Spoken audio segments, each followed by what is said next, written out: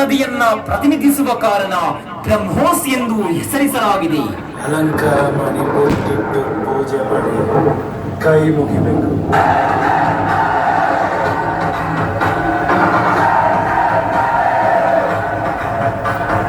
ಭೂಮಿಯಿಂದ, ನೌಕೆಯಿಂದ, ವಾಯುವಿನಿಂದ, ಜಲದಿಂದ, ಚಲಿಸುವ ವಾಹನಗಳಿಂದ ಈ ಕ್ಷಿಪಣಿಯ ಉಡಾವಣೆ ಮಾಡಬಹುದು.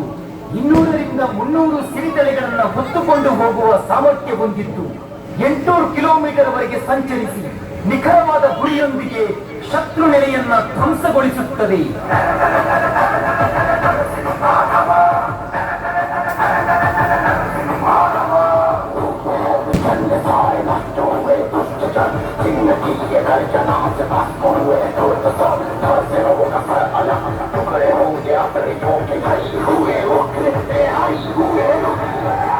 ಮೊದಲ ಬಾರಿಗೆ ಈ ಬ್ರಹ್ಮೋಸ್ ಕ್ಷಿಪಣಿಯನ್ನು 2001ರ ಜೂನ್ 12ರಂದು ಒಡಿಸ್ಸಾದ ತೀರ ಪ್ರದೇಶವೊಂದರಲ್ಲಿ ಪರೀಕ್ಷೆ ಮಾಡಿ ಯಶಸ್ವಿಯಾಯಿತು. ಈಗ